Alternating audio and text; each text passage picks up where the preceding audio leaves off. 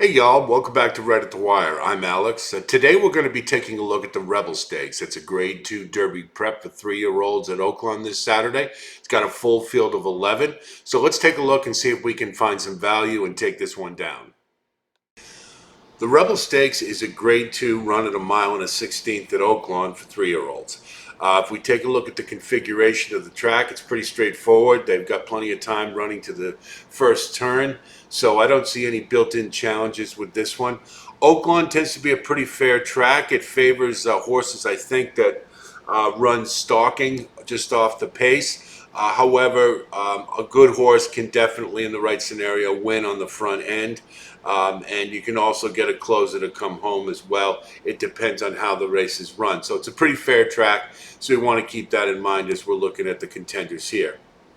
Verifying in the one hole is got the perfect post position because he's number one for me in this field.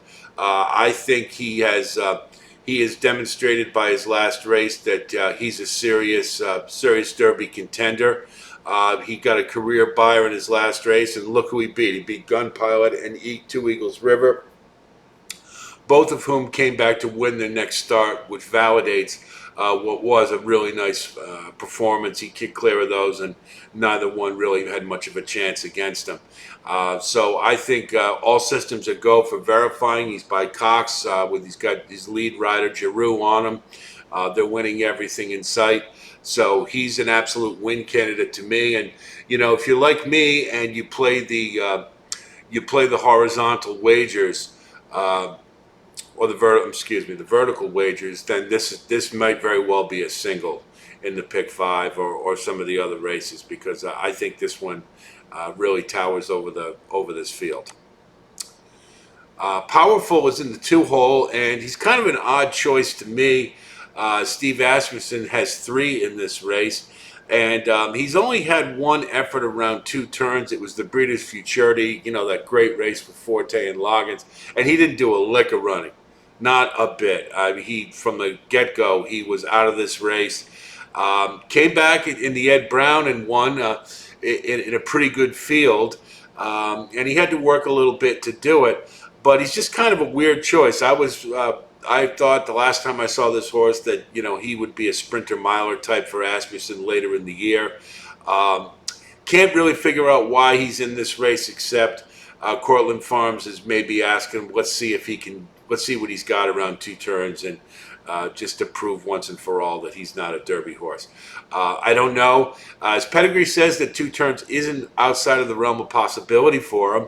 But I got to have a significant price if I'm going to use this one. I often, when you see 3 horses from the same trainer, I wonder if there's a strategic reason he's in this race. Could very well be tactics only. They may just send him right off the bat to soften up Verifying in the other early speeds. I don't know. That's only my conjecture. You can take that for what you will.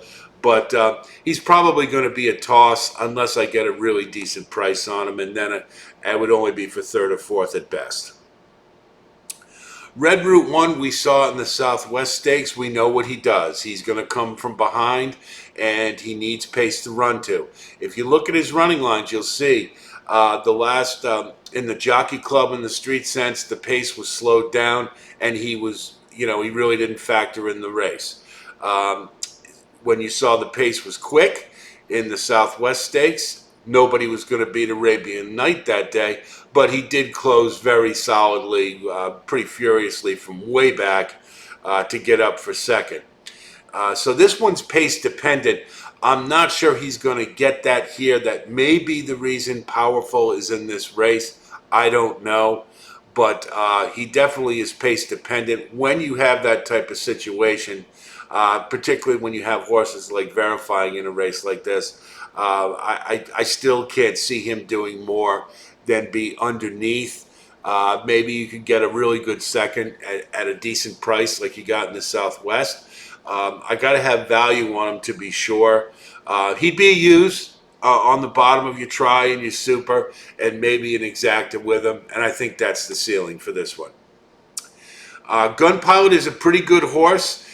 Interesting thing about him is I don't know how much he's progressing. he did when he ran against a good horse, verifying. He basically showed him how to.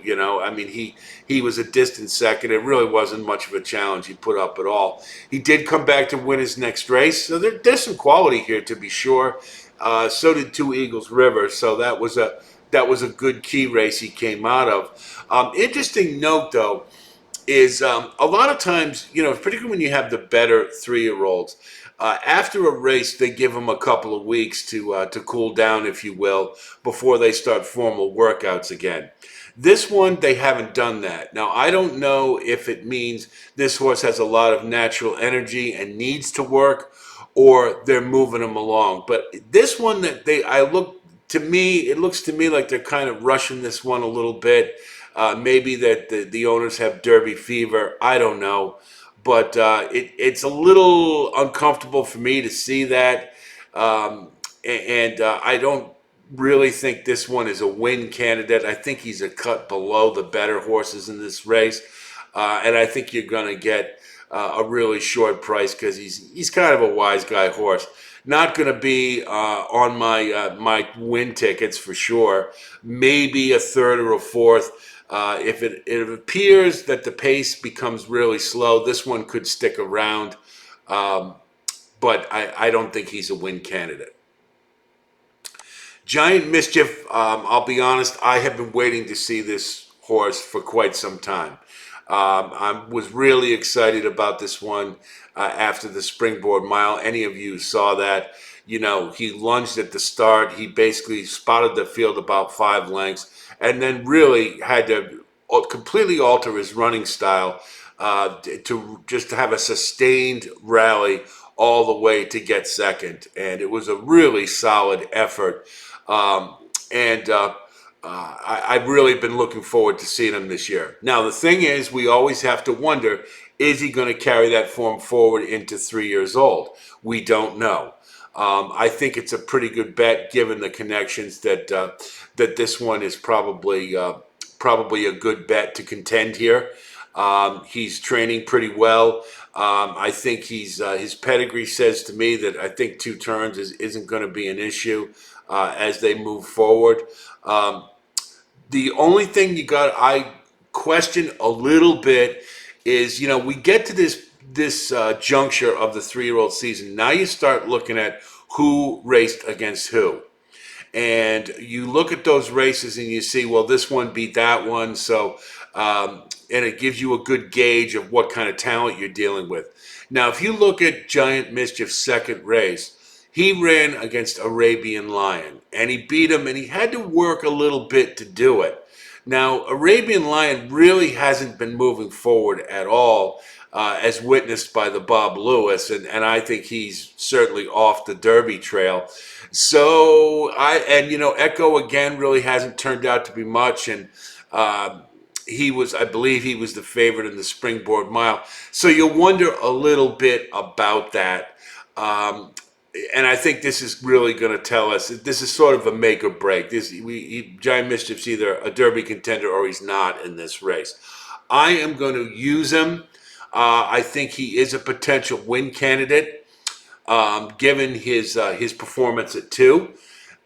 So I think the price is sadly going to be a little short, but I like this one and like verifying a little better. But he's a definite use liberally up and down. Reincarnate is another one of the Bob Baffert transfers. He's, the last time we saw him was in the Sham, and pretty much his whole career he's only been running against other Bob Bafferts, so it's kind of hard to evaluate him.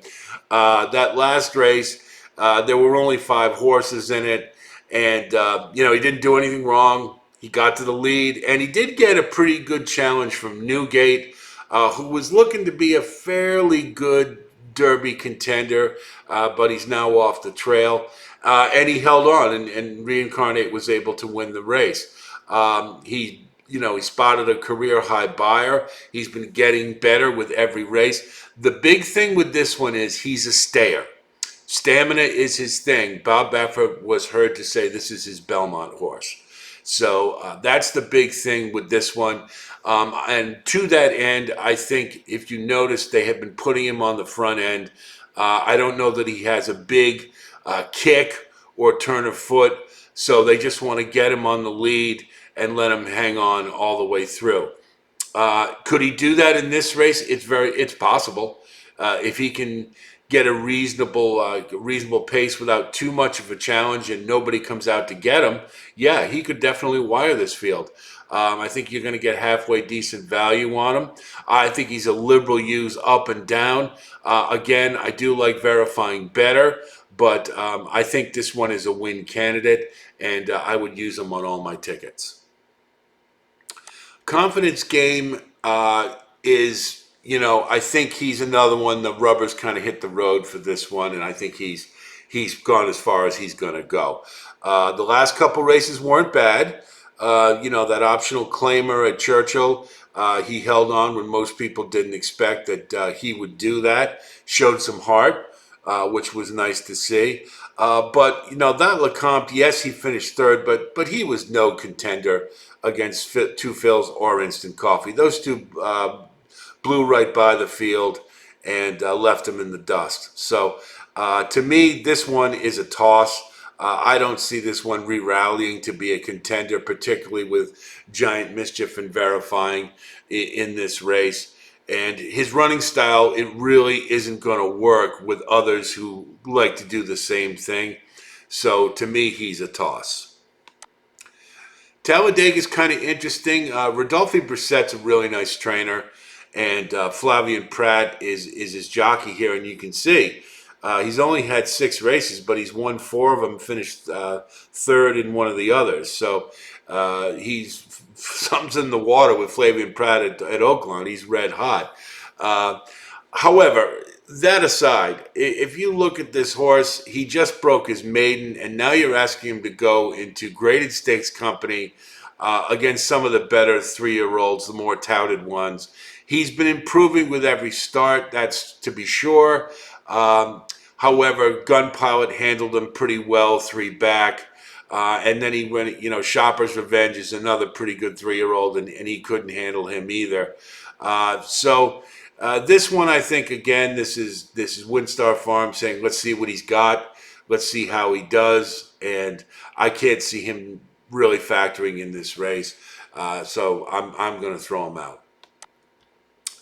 Event Detail is kind of interesting to me in that he represents one of my favorite angles that I may have mentioned before, is that I love horses who move from synthetic to conventional dirt.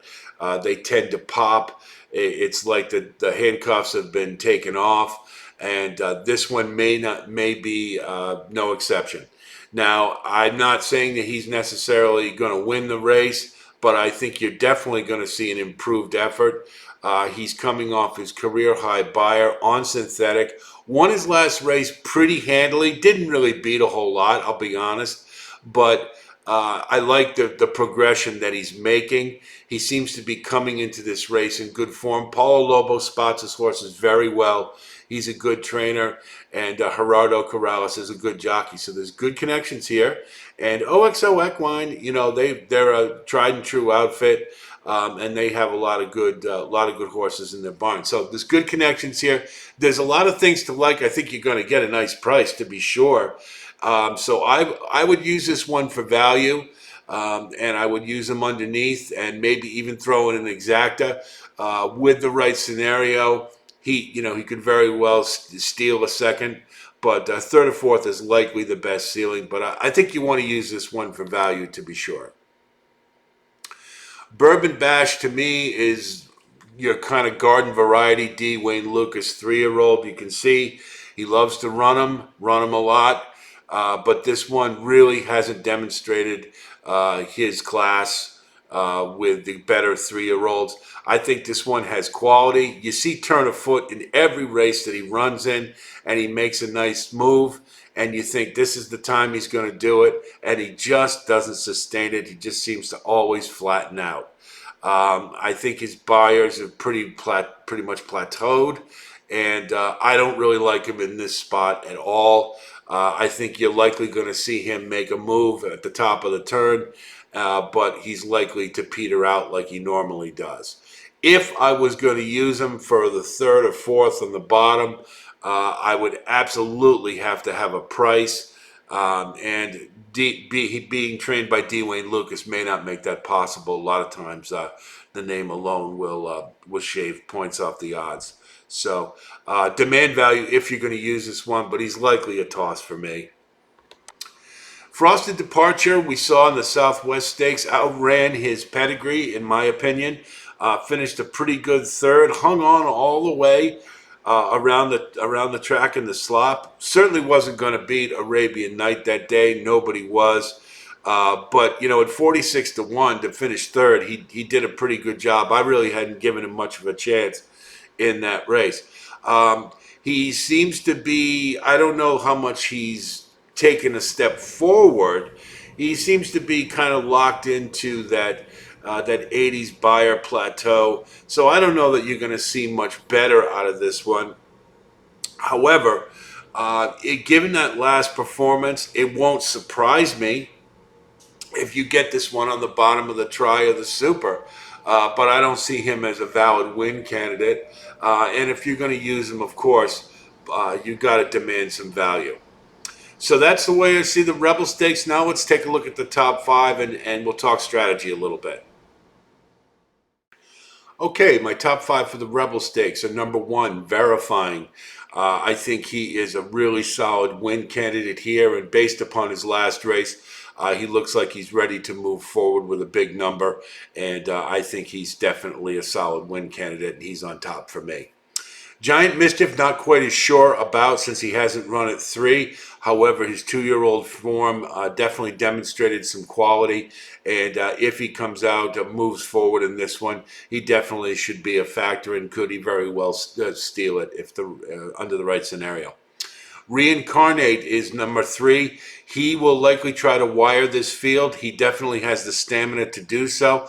I'm not sure he's going to be able to hold off Verifying or even Giant Mischief, but I think it's very possible. And hopefully, if you like that scenario, then hopefully you'll get a decent, not too short a price on them, because it's going to be tough to find value for the top ones in this race. Number 4 is Red Route 1. I'm not sure he's going to get the pace he needs to really factor in this race, but he does have some class, and his speed levels are pretty good. So I think it's logical to include him on the bottom of the try of the super. Just I'd like the price to be pretty good, but I'm not sure we're going to get it in this case. Number 5, let's try to get some value with Event Detail. As I mentioned, Synthetic to Dirt coming off in a good win, looks to be in good form, and while some of the others might be backing up, given the class level here, this one might be able to hang around, and at a really nice price, why not throw them in your tickets? So that's the way I see the Rebel Stakes. So that's a look at the Rebel Stakes. I don't think we're going to have the same type of scenario we had with the Risen Star. I don't know if there's a whole lot of value, but nonetheless, I think it's pretty straightforward race. I think Verifying is a really solid win candidate and has a couple of challengers, but he looks like the one to beat for sure. I want to thank you again for the increased viewership lately. We really do appreciate it, and it does help us to bring content to you, which we certainly intend to continue doing. If you like what you see here, please like and subscribe. We do appreciate it. Want to grow this community? Let's all help each other be right at the wire. Good luck this weekend, and I'll talk to you soon.